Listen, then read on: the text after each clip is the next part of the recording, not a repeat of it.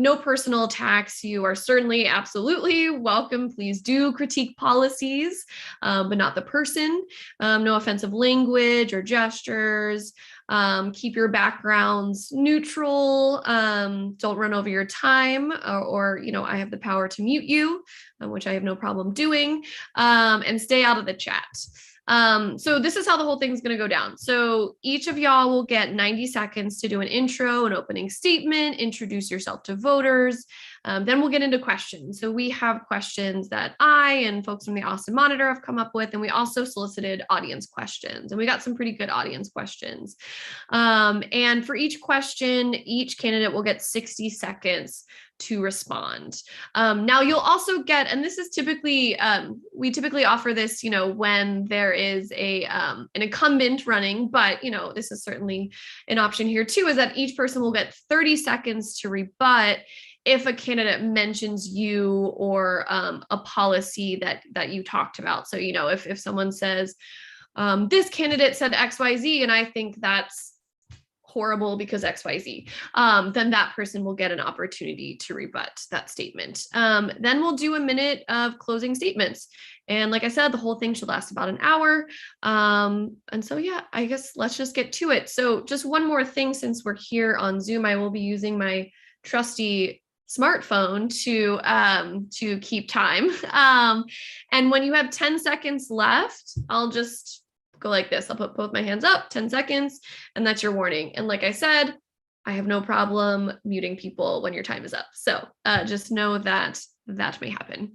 All right, so let's just get to opening statements. I'm just gonna kind of do this the easiest way for me, which is just kind of go down my Zoom boxes here. So I'll go down them and then I'll go up them and back and forth like that. So like I said, there's going to be 90 seconds for opening statements, and we'll start with Chito, and then we'll go Monica, Jade, Melinda, and Amanda, and then we'll work our way back up my little snaking thing here. All right, 90 seconds. Chito, if you could introduce yourself to us. Hello, thank you so much for having me. I'm Chito Vela. I'm running for City Council District 4.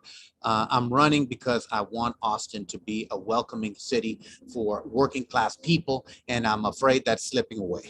I want Austin to be an affordable city. I want my children to be able to afford to live in the neighborhoods they grew up in. And I'm not sure that's going to be possible the way things are going. I'm originally from Laredo, Texas. I came to Austin about 30 years ago to attend UT, like so many others, and basically never left. I'm an immigration and criminal defense attorney. I originally went to UT. I got a history degree, went to the LBJ School of Public Affairs and studied state and local government, and then eventually got a law degree, and have been worked in the Texas House of Representatives for a Democrat for some time, and then have been a lawyer in independent practice since. I was president of the PTA at Blanton Elementary. I was president of the board of directors at Workers Defense Project, and I've been very involved in state and local government. I was Greg Casar's appointee to the Planning Commission. So I know a lot about state and local government. I know how it works, and I'm ready to jump in there and fight for the people of District 4. My policy priorities would be housing. We need more housing. I'm a pro-housing candidate. I'm a pro-transit candidate. I voted for and support Project Connect and the light rail line that's going in, and we really need to work on that. And I am criminal justice reform. I'm very supportive of criminal justice reform as well as a criminal defense attorney. Thank you. Monica?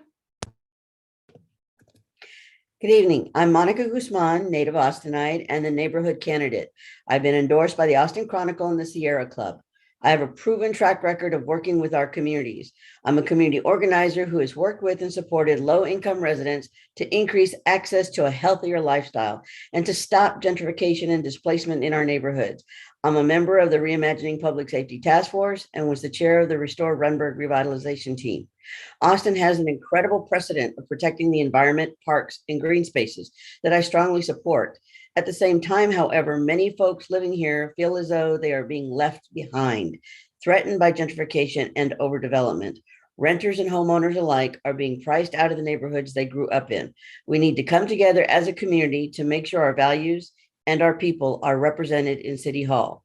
My platform is social justice reform, neighborhood stability, and fighting climate change. Full details of my platform are at my website, monicaford4.com, MONICAFORD4.com. Thank you. And Jade. Hello, I'm Jade Lavera. I am born and raised in Austin. I've lived in District 4 my entire life. I am now a mother of 2 children, raising them in the same district, in the same neighborhood. I went to Walnut Creek Elementary, to Dobie Middle School, and to Lanier High School is from where I graduated. And I am now currently working with women and have experience in the multifamily housing industry. My priorities are housing, affordability, public safety, homelessness, supporting neighborhoods, and emergency disaster preparedness. I am essentially running to really bring the community's voice, especially the voices of District 4, to City Hall and the decisions that are being made at City Hall. I think that all of our decisions really need to be made with the community's focus. I'm sorry, that's my doorbell, y'all. And the people need to be included in the decisions. We need to be engaged very actively, and I think that is the way that we are able to move forward and take Austin in a direction that is inclusive of the people that are here as well as the people that are coming. We can unite as a community and as a city. Thank you. Thanks, Jade. And yeah, we're all, at home or on the road. So things are going to happen. So no worries if sounds go off. We're all doing our best. All right, Melinda, introduce yourself, please. Thank you so much. I'm so grateful to be here. My name is Melinda Shira. I moved to Austin in 2005 after graduating from Indiana University. Really just looking for opportunity like so many other people that have moved to Austin. And I do want to make sure that District 4 continues to provide opportunities to the people that live here, just like the rest of Austin is also striving to do.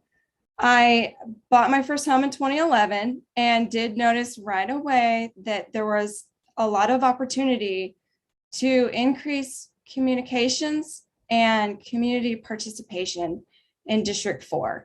I, immediately was getting involved in understanding the very first Code Next, the very first urban rail proposal for Airport Boulevard, and ended up, opposing that because I really thought that we should have rail on North Lamar.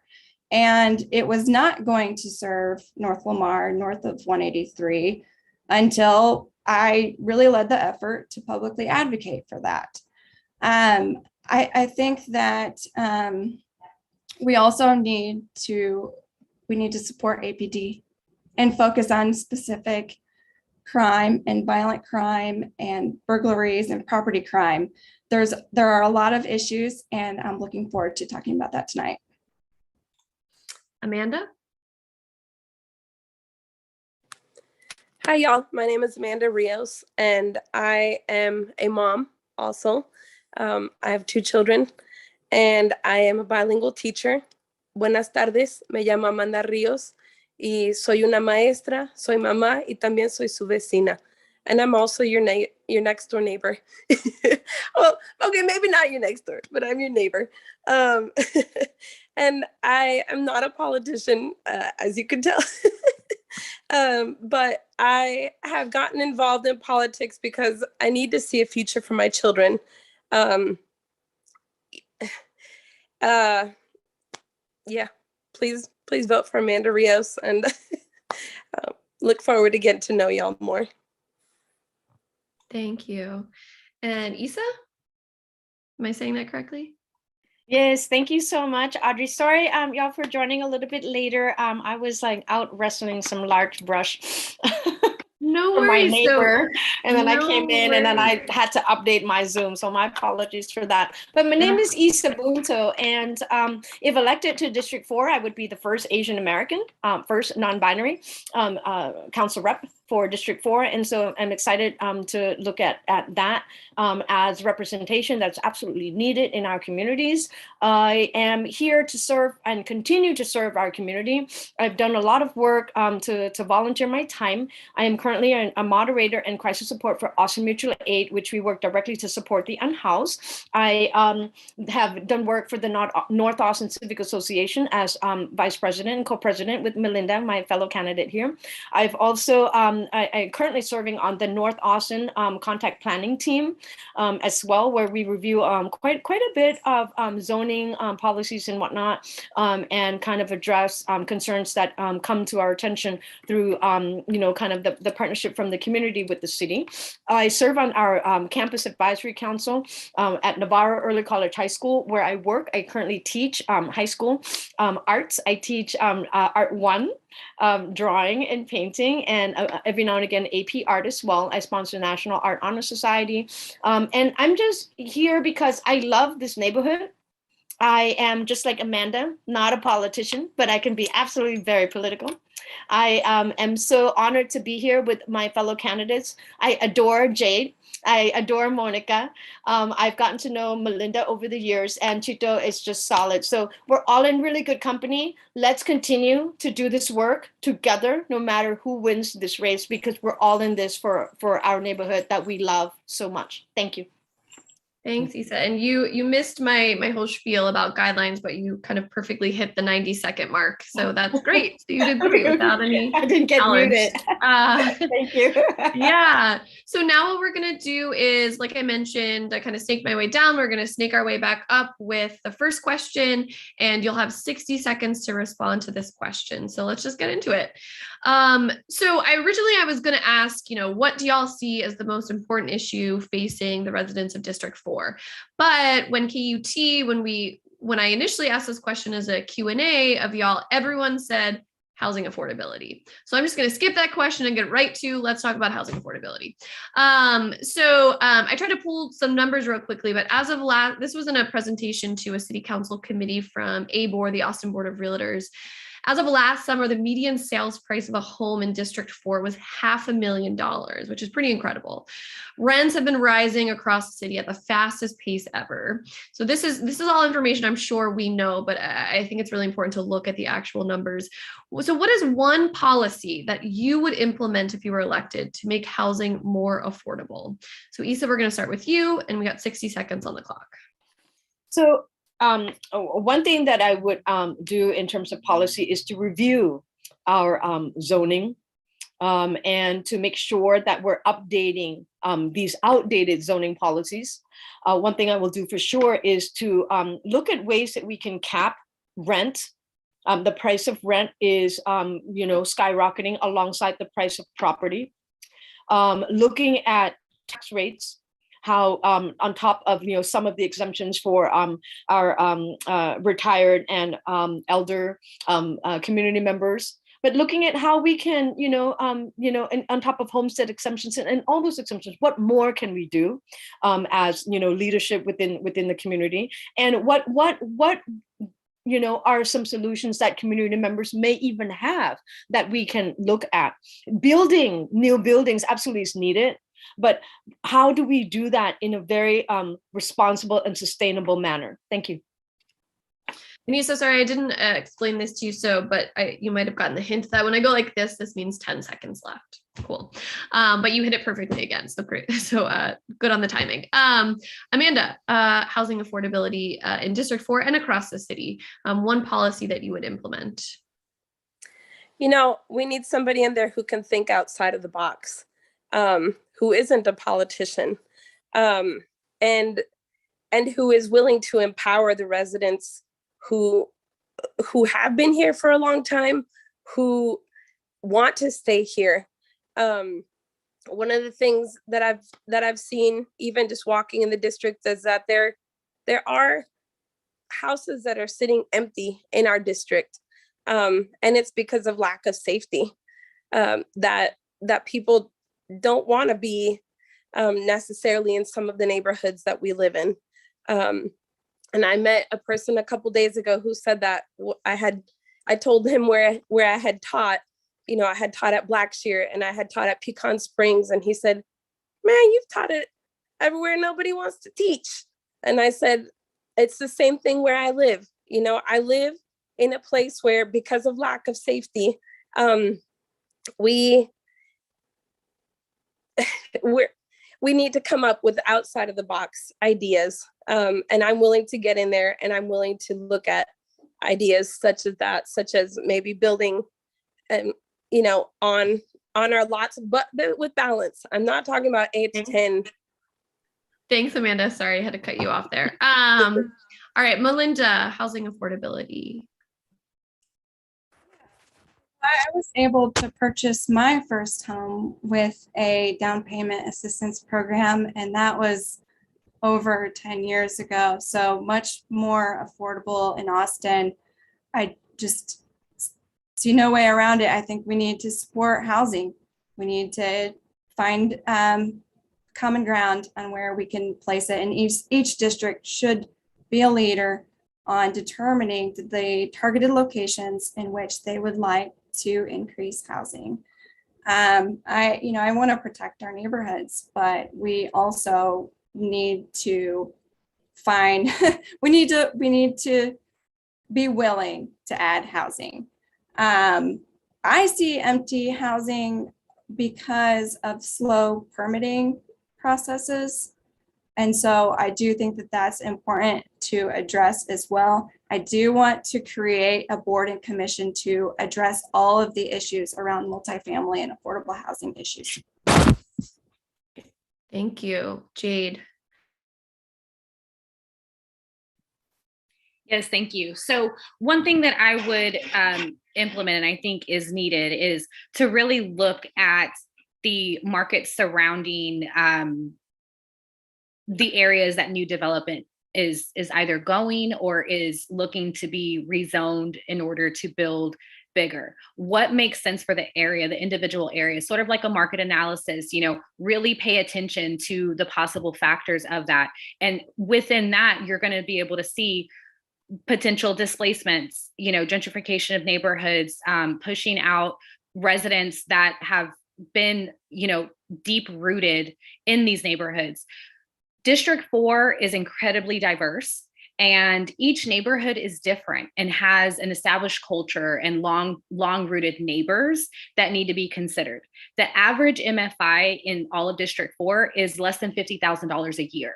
And so that should tell us how strongly affordability is needed. And we need to make sure that we're paying attention to current stock affordability prior to upzoning. And I know that we cannot control rents, but whenever developers are coming to be upzoned, then we have the upper hand in that sense to really work with the developers and require just work towards a higher percentage of affordability that's being put into these developments. Thanks, Jade. Thank you. And Monica, one policy idea to increase housing affordability. Actually, there's two I would focus on. One is to fully implement and strengthening the right to return preference policy that council passed in March of 2018. That's based on what's called a people's plan that was developed by deep-rooted residents in East Austin, traditional East Austin. It's a 6-part.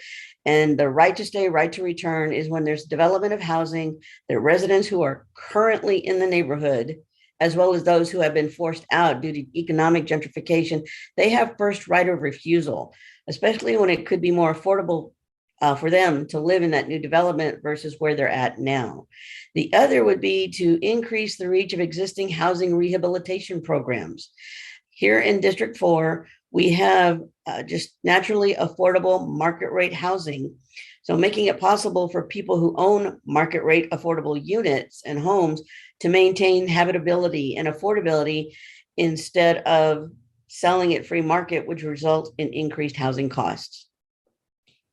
Thank you. And Chito. So the one thing I would do for housing affordability, I would build housing along the soon to be built light rail lines, especially around the transit stations. Transportation costs are a major part of housing costs. So if you have an apartment, a home right there close to the transit station, then you'll be able to reduce your transit costs by using light rail. So we have to look at that combination. Housing costs and transportation costs are really two sides of the same coin. And I want to just think about in 2000, Austin had a light rail plan very similar to the one we finally passed in 2020 that would have put light rail from Congress up Guadalupe up all the way to North Lamar.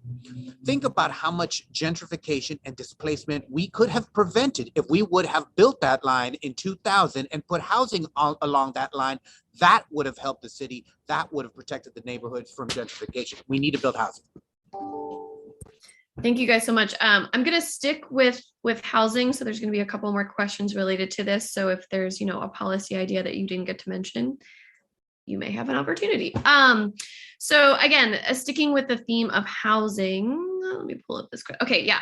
So the city's years-long journey to rewrite its land development code is currently stalled in an appeals court. We're waiting on an appeals court decision. Folks watching and folks here might more commonly know this effort as Code Next, even though that name is not being used anymore. How important is it to you to restart that process, to restart the process of rewriting the city's land development code? And how should the city approach that process when or if it picks it up again? So we'll start with Chito and then work our way down to Isa, and each person has a minute. Go ahead. I think it's important to continue to update our land development code. My issue with Code Next was its complexity. We had, and again, the numbers are going to be a little off, but a 400-page kind of zoning and planning code, and we were going to replace it with Code Next, which was going to be like a 1,300-page zoning and planning code. And we need to simplify our rules with layers of complexity to our land development rules. We also have to simplify our permitting process. We have some of the highest costs and some of the longest permitting times of any city in Texas, and we need to deal with that too, because if not just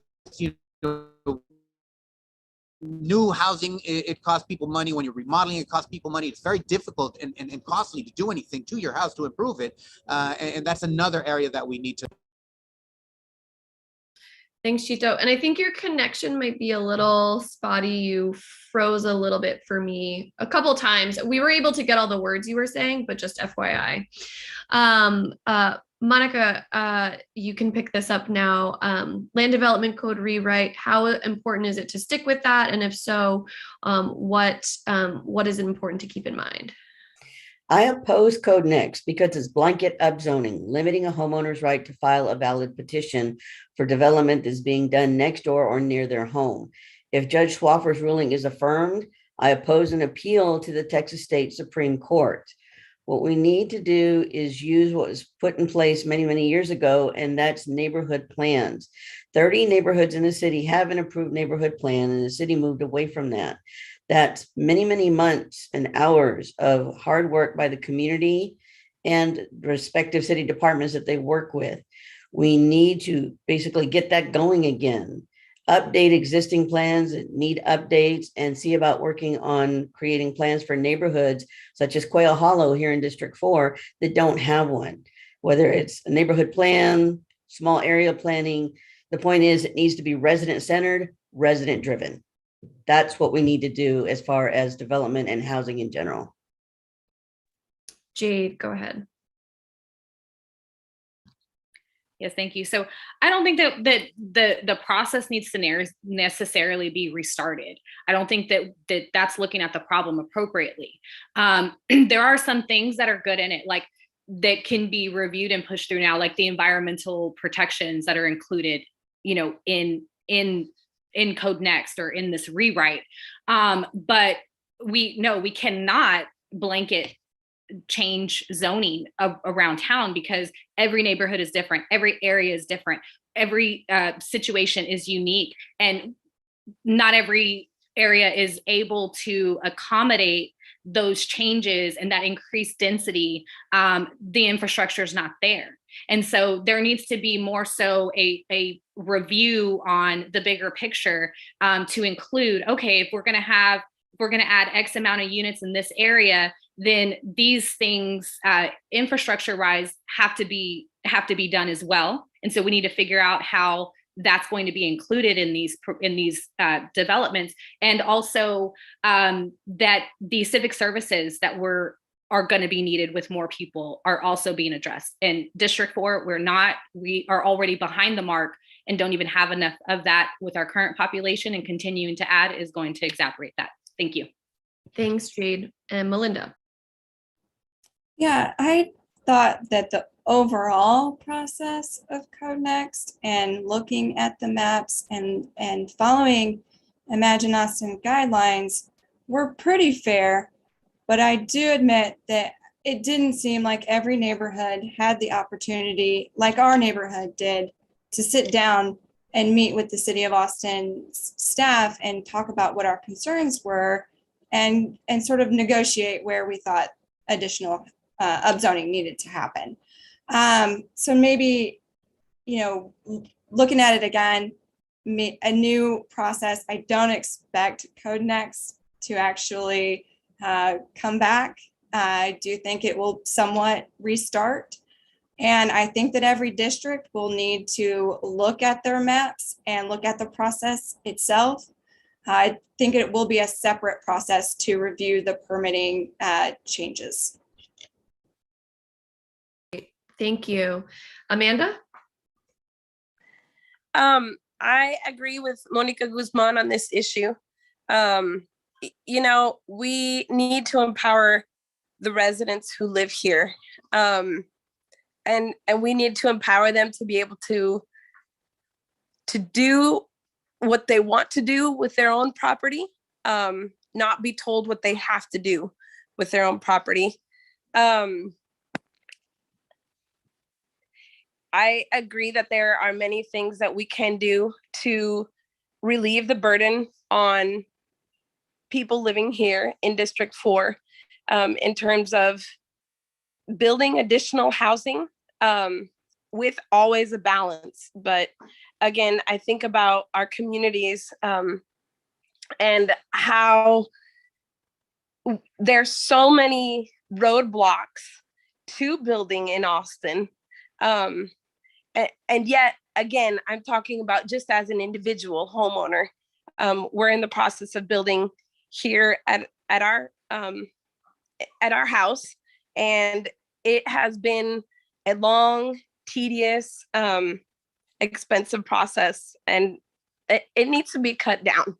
It needs to be cut down because, again, we need to be talking about bringing in more housing, and yet at the same time, keeping all of us here that Thank want you, to. Amanda. Thank you. And Isa.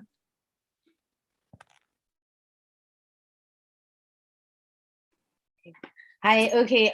So I think I alluded to this in my response about housing and affordability, is that I think that while some of the zoning is outdated and was written a whiles ago, and while it's important for us to kind of like revisit the land development codes in 20th century Austin, right?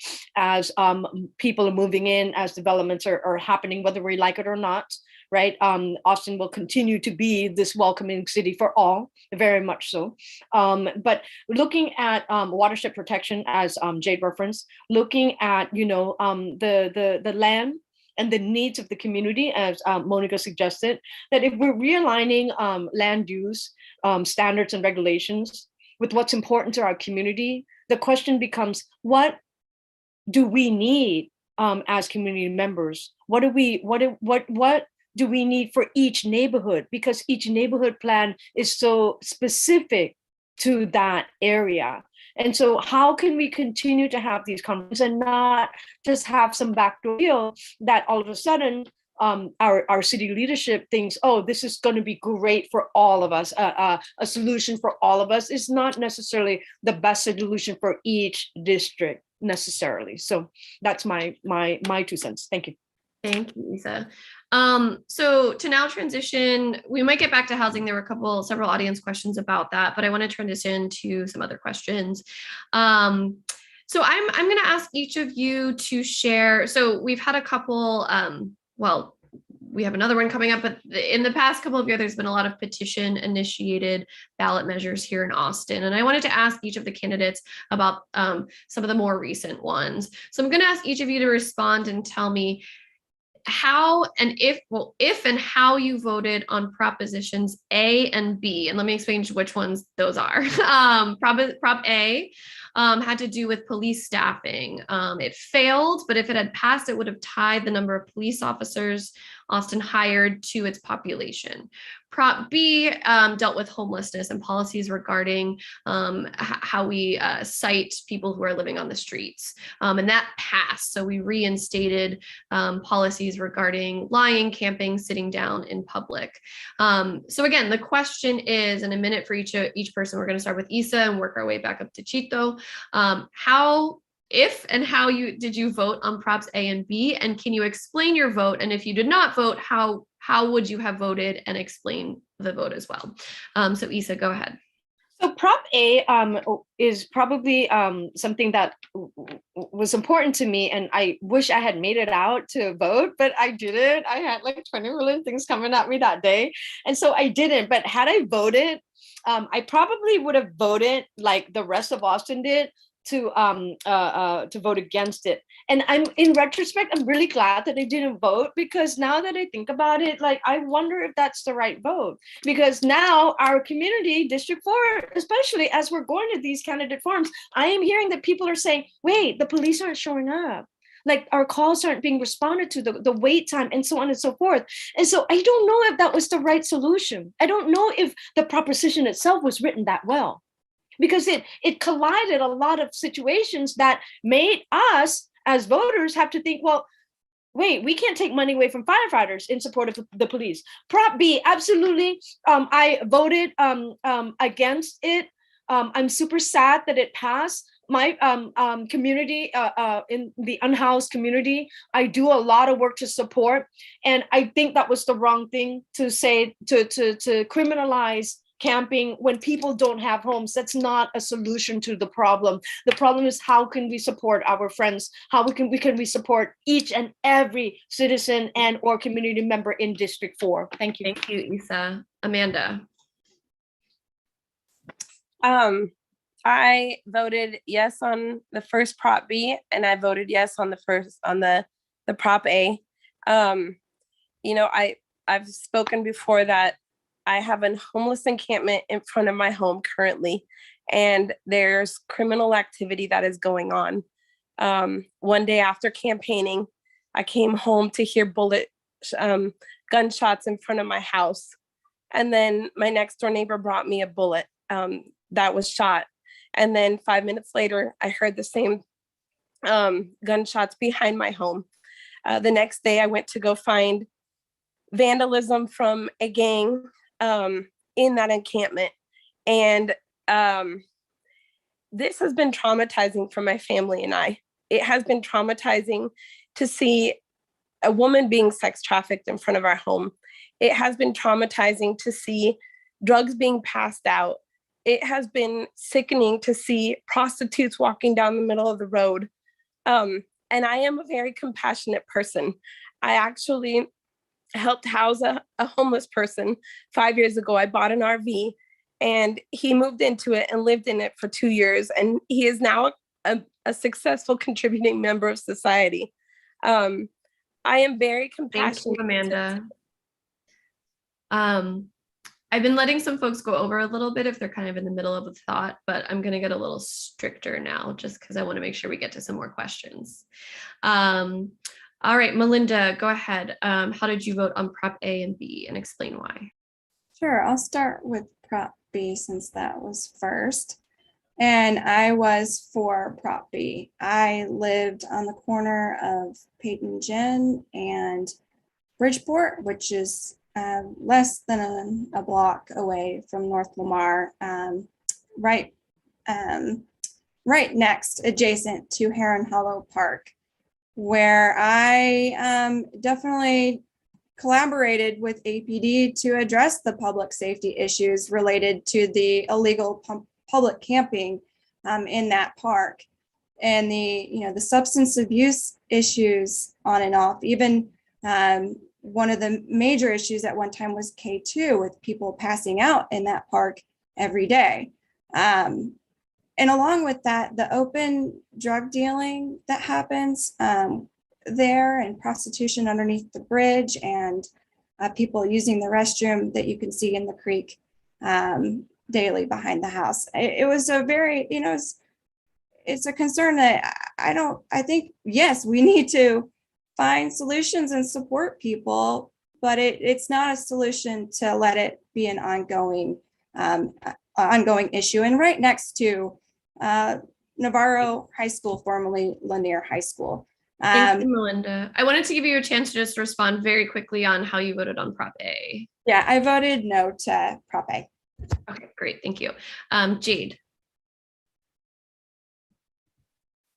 Yeah, so I actually did not vote in that election, but for Prop A, I think it's similar to the Code Next thing. Like, that wasn't the way to go about it, and it needs a more holistic approach. So we need our police, and we need to figure out how that works appropriately and bring the community into that. Especially in District 4, we have the highest crime in all of Austin.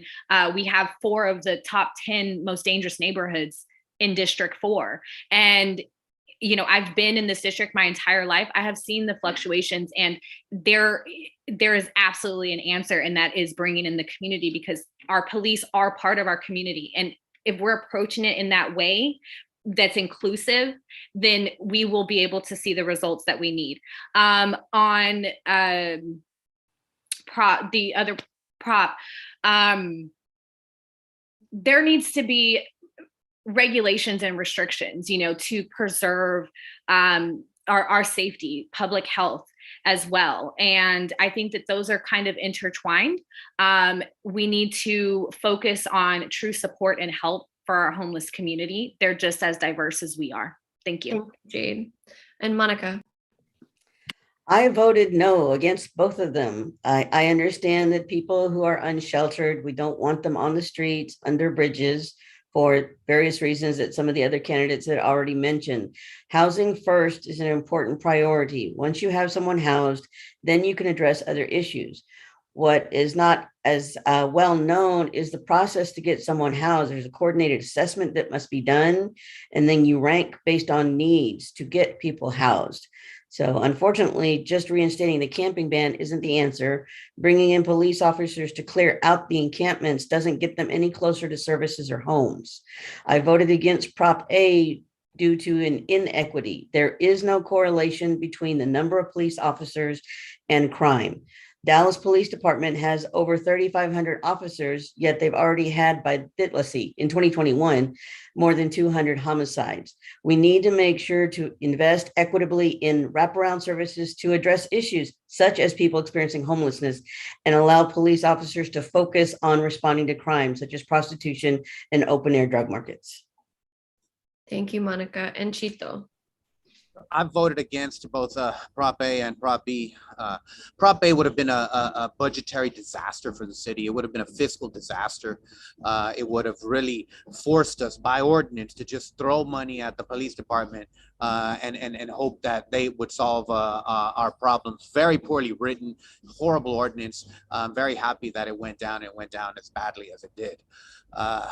That said, there may be a need for additional police officers. That's a decision that every city council needs to make at every budget time. That's a decision that we make in our contract negotiations with APD. Like I said, if there's a real need for additional police officers, that's fine. I completely, but we need to look at it with evidence and every year as our needs change. With Prop B, we do need to have a response to the large-scale public camping, but it has to be a humane and compassionate response. We are not going to solve homelessness by arresting people.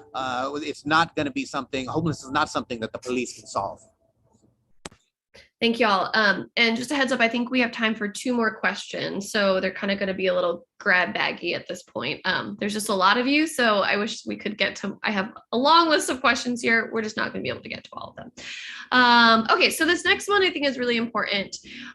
So, you know, it's been a 2 years. We've lived through a global pandemic. We've lived through a winter freeze that left thousands of people without electricity, without water. And I think these 2 examples, among other, have really revealed to us how the city often struggles to reach non-English speaking communities, particularly, and I'm thinking of District 4, where I know there's a lot of Spanish speakers. One of the audits from the city that looked at the city's response to the winter storm found that I think several days passed between emergency alerts sent out in English and when those same alerts were sent out in Spanish. So my question for the candidates here is, what are your suggestions for improving the city's relationship and communication with these communities? And we'll start with Chito.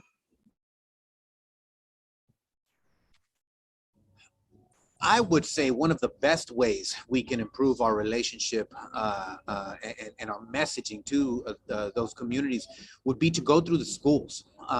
There are a lot of these communities are very involved in our schools. They have kids in schools. We can do a lot of messaging in partnership, I think, with our schools so that those messages reach it. So sometimes it's hard from they're looking at different social media. They're in different kind of social circles, and messages that we put out in English through kind of the traditional channels don't necessarily reach our immigrant communities. But almost all of them have children, and those children are in the schools. So I would focus on that type of outreach. We also need to just in general increase outreach and city services to our Eastern Crescent and to the northern areas of our city, where our more low-income communities are, where people struggle to get the word and message from the city. Thank you. Monica? Yes, since the northern part of District 4, specifically Runberg, there's over 50 languages and dialects. While English and Spanish are the top 2, there's clearly dozens more. And as has already been said, you said about lack of response, it was the community that stepped up, not the city. So what we need to do, the city needs to coordinate with community-based organizations, needs to work with leaders within the different communities, whether it's the Burmese, the Arabic speaking, or apartment complexes that may have a tenant organization. They need to identify who those groups are, the leaders are, and work with them to coordinate services. And even though it's not really part of the question, is having a community response team. The winter storm's a perfect example. Once their resilience hubs and neighborhood centers are set up, a community response team is the best way to go because no one knows the community better than those residents. Thank you. Jade? Yes, thank you. So, I mean, Spanish should be automatic. Like, why is it not? It just doesn't even make sense. Even AISD sends out every notice in both languages, even just notices from the schools. And that's like a base PR guideline. That's the standard communication with a city our size and a city that has such a diverse community, not just in District 4, but all of Austin. That is just should be standard. And I don't know why it's not yet. And again, the communities are so diverse, and there's not just different languages. There's also different ways in which people receive information, and we need to be tapping in and creating those processes of how the city communicates and on what platforms and in what way, so that the greater community can be reached. And with disaster preparedness, that is absolutely, with a city our size, we should be paying a lot more attention. We should be ready before something comes. We're smart Thank you, enough. Jade. Thank you. Melinda?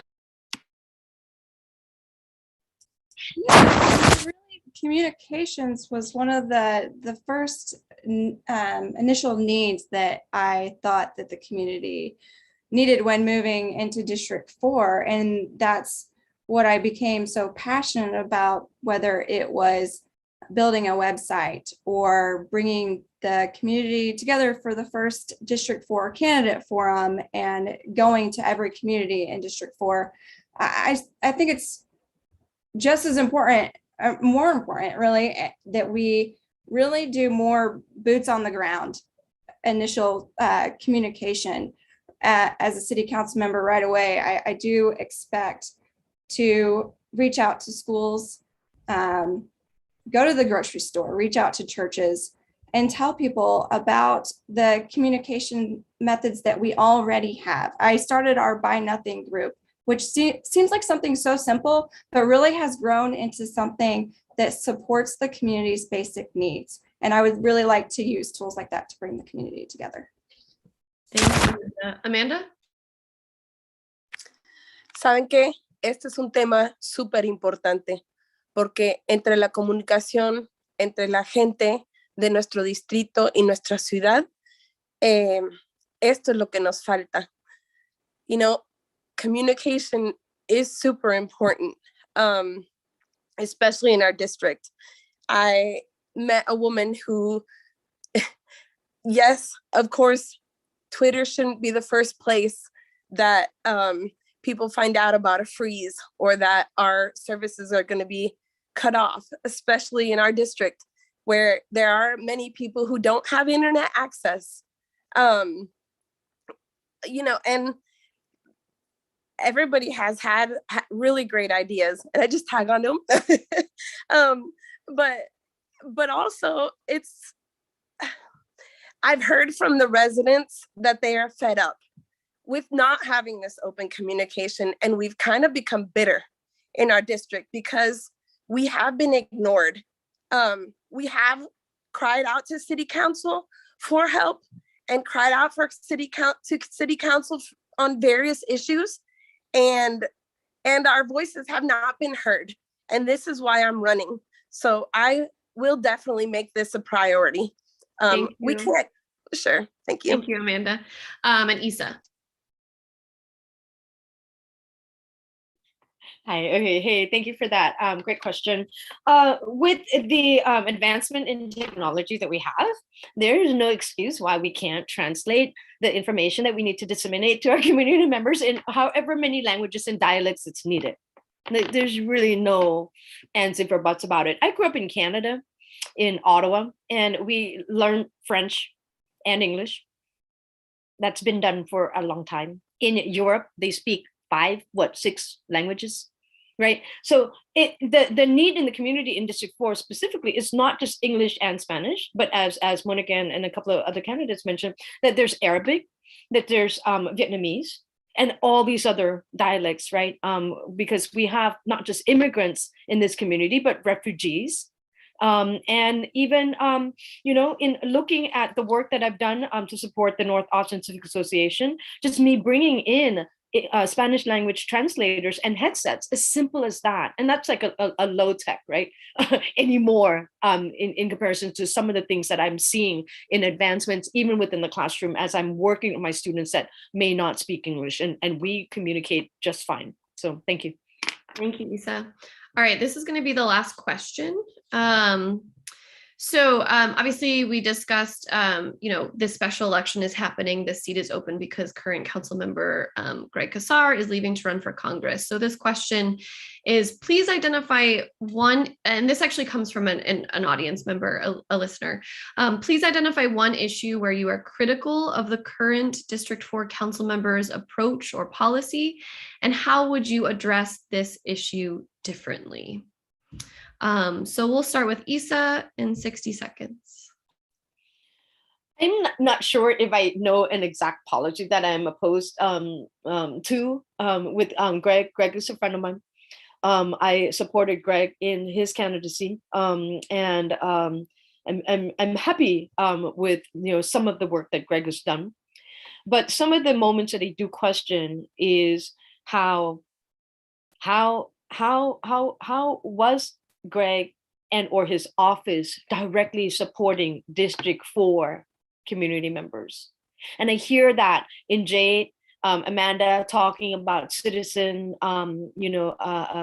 council, in talking about giving voice to our community members. I want to see more of that.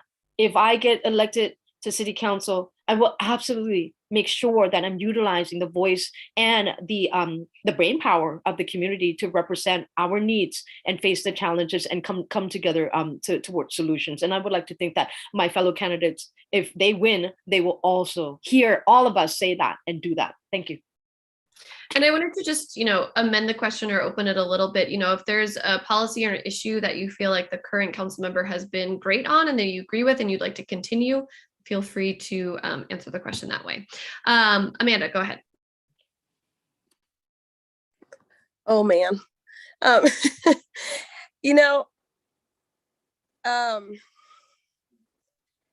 It's really hard to find the words to describe how I feel right now. But I definitely feel used. I definitely feel undermined.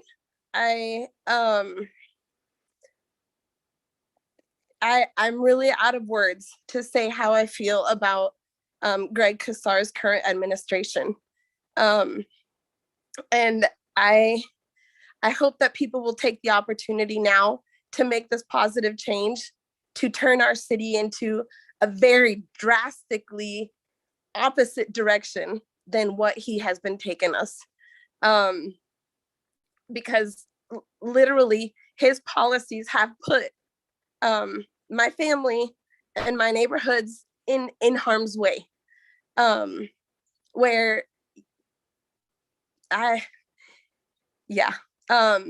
so I have great beef with his policies, and I hope people will vote for me in order to get a very, very drastically different change in City Hall. Thank you, Amanda. I will listen to people. Thank you. Melinda.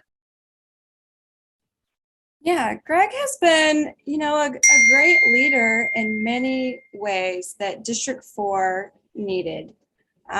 We did not have 10-1 representation before Greg, and he did come in and we did see increased funding in District 4. The issue with the public camping and, and maybe not supporting APD as much as I would have, I think is a big difference, and why I wanted to make sure I was running, because I wasn't sure that we would have a candidate that was moderate and wanted to, solve issues with all of the tools we have in our toolbox, including APD. So I would say that that's the biggest difference. Thank you. Jade? Yes. So my personal experience with dealing with our current council member's office has been one with lack of communication, lack of care, lack of response, and lack of transparency is what I see in overall city operations. But specifically, we're talking about the current council member for District 4. And, perhaps if my personal direct experience wasn't about a development issue, maybe I would have had a different response. I don't know. However, I can say that I've heard from other neighborhood leaders throughout the district who have had different situations and have not had that response or care or concern or communication. And attention and communication with constituents is absolutely vital. And I think many of us resonate with that. What I would do is create a center that allows that transparency, that harvests that, and truly holds that accountability to our representative. And even if it's something we don't agree with, just communicate that, at least just have that open transparency. Thank you. Thank you, Jade. Monica? Yes, there are some things that I have worked with and supported Councilmember Casar, the immigration and criminal justice reform issues, also the money that was used to create BASTA, Building and Strengthening Tenant Action. I am a former BASTA organizer. I've been a renter for more than 30 years of my life, so it's very important. Where we really split is on land use. As I said before, I oppose Code Next because it is blanket upzoning. It limits a homeowner's right to file a valid petition. We need to protect homeowners' rights and ensure residents are centered and part of the process from the get-go. Great, thank you. And Chito? Greg had a real strong focus on social justice issues, and I respect him, and I agree with him on a lot of those social justice issues. But my focus as council member would be more on infrastructure, of the Project Connect, the investments in the light rail, following that up with infrastructure investments along North Lamar Boulevard, a continued emphasis on mobility, sidewalks, parks, micro mobility projects to connect neighborhoods to parks, especially large apartment complexes up in the North Lamar, the Rutland Runberg area. That's where my focus would be as a council member, and honestly, my other. I will, be serving out my council terms. I am not, stepping up to another office. I'm not going to be resigning to run for everything. My focus is going to be on the district, on the neighborhoods, on the issues that are relevant to the residents of District 4. Thank you, Chito. All right, so we're going to run a little over 8 o'clock, but now we're just going to closing statements. So each candidate is going to get 60 seconds. I would use this time to maybe sum up why folks should vote for you. If there's a policy or an issue that we didn't get to, like I said, I had a long list of questions. There's just a lot of y'all here, so we couldn't get to a ton. There's something you didn't get to mention that you think it's important. Now is your 60 seconds to do so. And we'll start with Chito, closing statements. Thank you so much for your time. I appreciate everything. I just want to remind everybody that early voting is going on right now, tomorrow through Friday, from 7 to 7. You can early vote at 3 locations in the district.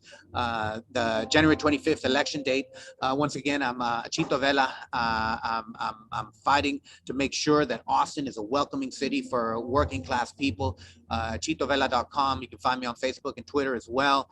I've been endorsed by Greg. I've been endorsed by the Austin Chronicle. I've been endorsed by the Central Labor Council, the firefighters, the EMS, and just about every labor union out there. I've been endorsed by just about every Democratic club as well. I have the experience and the knowledge and the background to step in and immediately get to work and fight for the residents of District 4. Thank you. Monica? I'm a native Austinite and a community organizer and the neighborhood candidate. I fight for social justice, neighborhood stability, and will fight climate change. I have been endorsed by the Austin Chronicle, the Sierra Club, and Clean Water Action. As of today, I will work with the community. So if elected, I will fight for more economic opportunities. I will fight for social justice, and I will fight to protect our neighborhoods from gentrification and displacement. Thank you. Thank you, Monica. And Jade? Yes, so I have the diversity and can creatively and innovatively think outside of the box and be objective about decision making and the process of that with a more holistic full picture review, weighing the details and the big picture. I will champion a resident communication and advocacy center to really empower and educate our residents. I will absolutely invest and make sure that District 4 is invested in, which is my entire life overdue. We need to have the same investments that the other districts have and be brought up to that level. I am your neighborhood candidate. I am your community candidate. I am from Austin and I am for Austin. I encourage everyone to support and learn more at jadefораustin.com, Instagram, Facebook, and Twitter as well. Thank you for having me today, and I sincerely hope to have your vote. Thank you. Thank you. Melinda? Yes, so thankful to be here today. I really have the most experience bringing District 4 together to discuss all of the issues for District 4 and to really determine what the best outcomes are. Based on that experience, I've come up with a lot of ideas, specific ideas, like creating an apartment coalition to help bring the property managers together to discuss mitigating criminal activity in some of our hotspots and discussing the needs of renters and their children to prevent displacement and from children moving to different schools too often. I want to work with APD to increase proactive community policing, and especially in our hotspots. I do support better recruitment of our police officers and the retention of them. I want to create an affordable housing board or commission, because I do think we need to continually address the issue on an ongoing basis. And, community building. I want to do the most that I can for District 4. I appreciate your vote. Learn more at Melinda4Austin.com. Thanks, Melinda. Amanda? Well, again, my name is Amanda Rios, and I'm the first on the ballot. So just go and circle number 1. I'm bilingual. I am bicultural. I grew up in Mexico for the first 8 years of my life, which gives me a very different perspective on Austin. However, I have lived here for 30 years. I attended Fulmore Middle School. I attended Johnston High School, class of 1998. And yeah, I have traveled the world. I studied my freshman year in Madrid, Spain. And I loved being there. I have worked with people from refugees in Houston as an AmeriCorps Vista volunteer to bilingual students here in Austin at Title I schools. I have also served our community, and I love Austin. So let's get it back to that beautiful, safe, livable, affordable Austin that we know. And please come out and vote. It's super important. If you want to make a change for your community, right now is the time. If you want to do something, Amanda, for Austin, come on and vote. Thank you. And Isa? Thank you again. I'm super honored to be here today. Thank you, Audrey. And Matt, I'm not sure who Matt is, but thank you for being here too. He's just kind of there crooning. I am also ready to step up to serve and continue to serve District 4. I've been very invested in this community. And even if, let's say, another candidate were to win this, I am not going to go away. I will continue to be a voice for this community. And I will continue to advocate for, some of the main issues like housing affordability, right?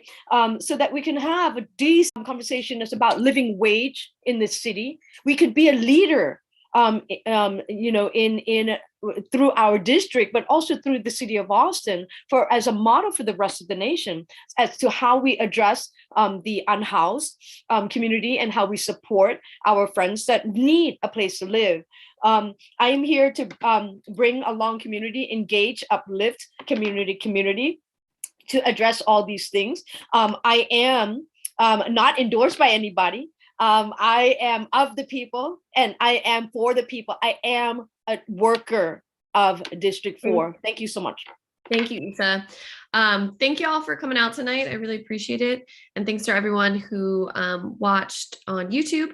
For anyone who wasn't able to join us, this forum recording will live on the KUT YouTube page throughout the election.